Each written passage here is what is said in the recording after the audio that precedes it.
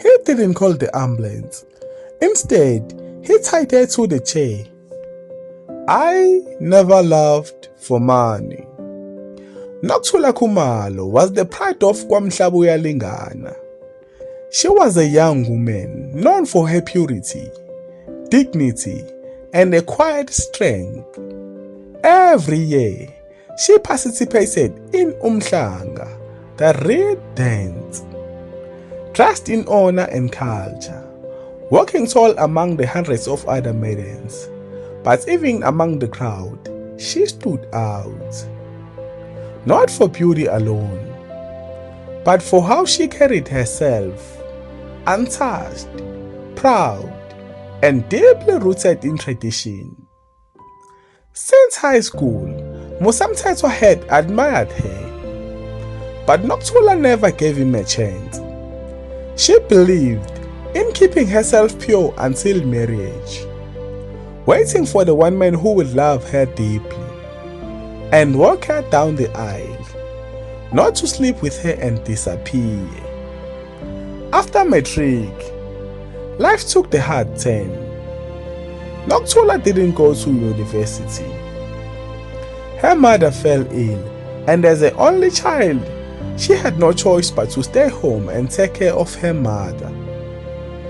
Her father had died when she was still young, and her family had little to nothing except love and dignity. The community respected the Khumalo name. Her late father was known for his heart, a humble, proud Zulu man who helped everyone.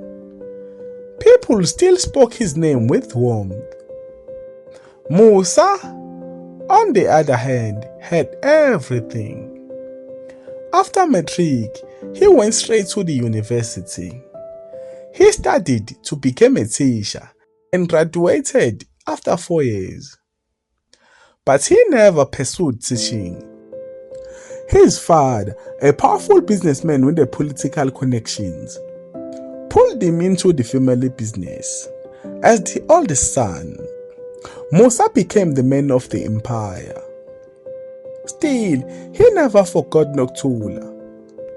I don't want any other woman. I want her, Nokuthula Khumalo.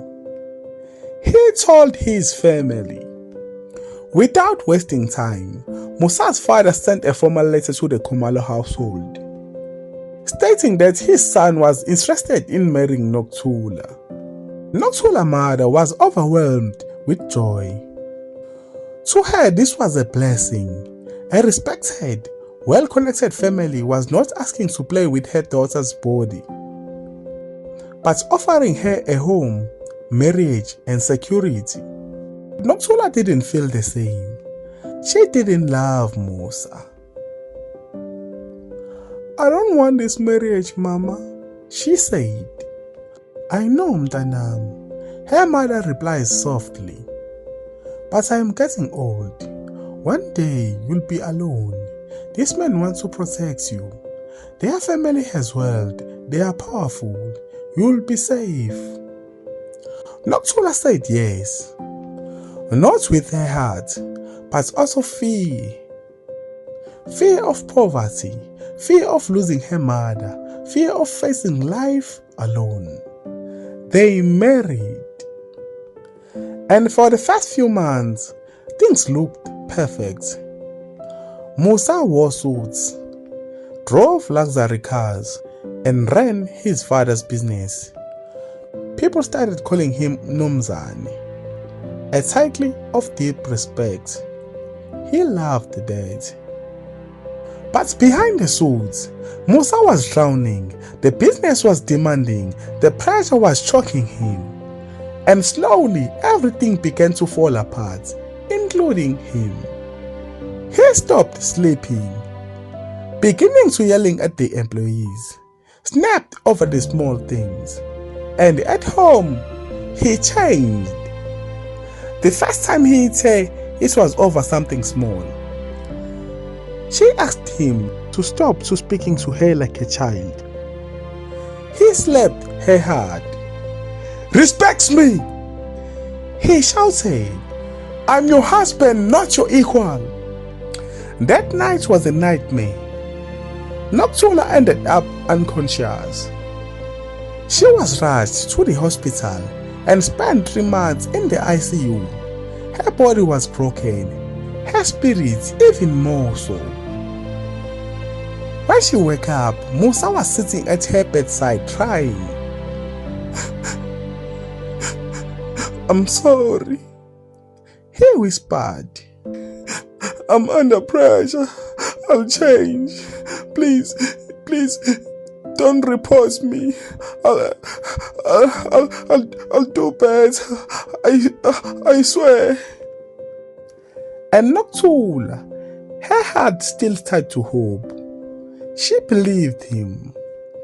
She didn't call the police. She wanted to believe that her husband could heal. But she was wrong. One afternoon, she came home late from buying groceries. It was the end of the month. The supermarkets had been packed. She stood in the long queues, exhausted. When she walked in, Musa's eyes were dark. You think I'm stupid? He said. You think I don't know where you've been? She tried to explain, but Musa didn't listen. He snapped. He grabbed her, beat her, and this time she collapsed on the floor. He didn't call the ambulance. Instead, he tied her to the chair, poured a cold water on her, and waited for her to wake up. Blood covering her dress, her face swollen, and her body trembling. I'm sorry, he whispered. But if you go to the police, I will make sure your mother suffers. I will end her. Noxola was silent. Not because she forgave him, not because she loved him, but because fear had built a cage around her heart.